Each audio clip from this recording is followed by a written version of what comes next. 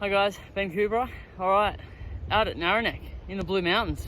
Now, it was meant to be 6 foot weekend, but as we all know, it had to get cancelled. So, unfortunately, a lot of people missed out. I was already missing out anyway because I didn't get a lottery ticket, but I was coming up for the weekend to get some training in. So, still headed up and thought, why not? Now, I chose this area. Like, as you can see, it's been a bit damaged with the fires, the recent fires in the Blue Mountains, so it's unfortunate. Hence, well, and now with the coronavirus, the UTA is being postponed, so still a good time to get some training in. Just going to continue the block as we've discussed before, sorry, the flies. But specific training, now it's a long run, but in the ultras and in some courses now, we want to sit down as a coach with the athlete and work out what the course is like, what sort of race they're doing. Is there a lot of climbing? Is it flat? Is there a lot of fire trail? And 9 times out of 10, if you're doing a trail race and it's over 50k or 50k to 100k, you're going to have long sections of fire trail. And Narrowneck is a really good place to practice. So I'll do probably 25k. And it's undulating, it's up and down, it's open. So you're getting the long flat bits where you can get your legs turning over, get some speed, practice your downhill, but also practice your climbing. But it's that adaptation from going up to coming back down to flat to going back up again and then down again. So it's giving your legs adaptations to a lot of different things, of having flat, having lots of hills, downhills, and again just rolling it through. So if you've got a course that has a lot of rolling terrain, rolling hills, this is perfect. Another might be down at the Royal National Park if you're in Sydney. Another good is the Waddingon. So you're doing like Sugarloaf, doing out from Wakefield through to Heaton, doing Mount Fork Road down to McLaren's Lookout, that sort of thing. So speak as I will do anyway. Speak with my athletes and sit down and work out the exact courses and terrain, what to practice on, because you don't want to come to a race and be unprepared. That's what we want to do. We want you to be prepared, confident, and ready to tackle anything. But also with your long runs. Now, there are going to be runs where it's more like a recovery, or you're just sussing it out, you're just getting used to some nutrition, using the equipment that you're going to be wearing and using and stuff like that. But also it's about pacing. Now, a lot of people just run their long runs too slow, and they're just almost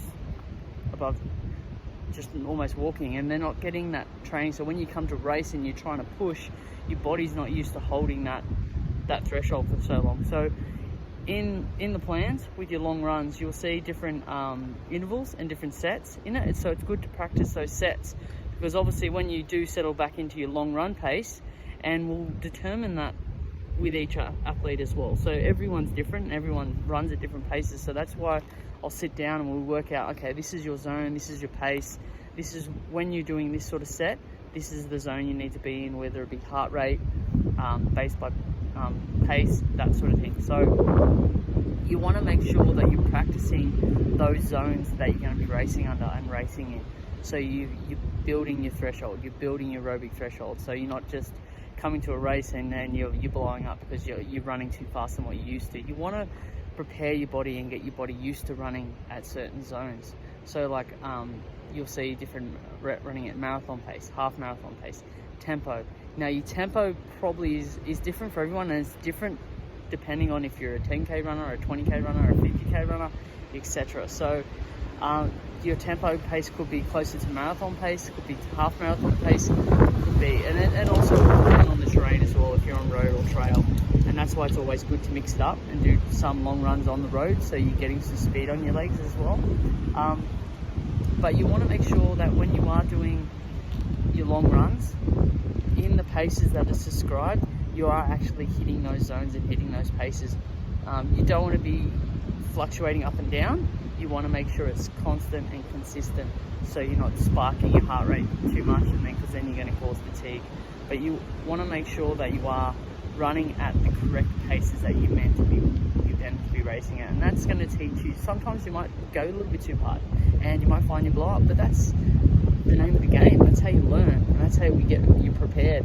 Because doing it and learning. You can't just fluff your way through things. You need to actually do it, and sometimes it is scary and it is uncomfortable. And to be honest, I didn't really want to come out and run this afternoon. It was a long drive down here, and 25k after doing 10k this morning, and it's been a good week. But just you start and you roll through, and I'm already an hour through, and I've got another hour to go back. So guys, just keep ticking along, but remember, stick to your zones, stick to your paces. When you see the set, stick to it. Don't just be too easy on yourself all the time. Sometimes you might need to, but try and stick to your zones, stick to your paces, and make sure you're holding the right thresholds.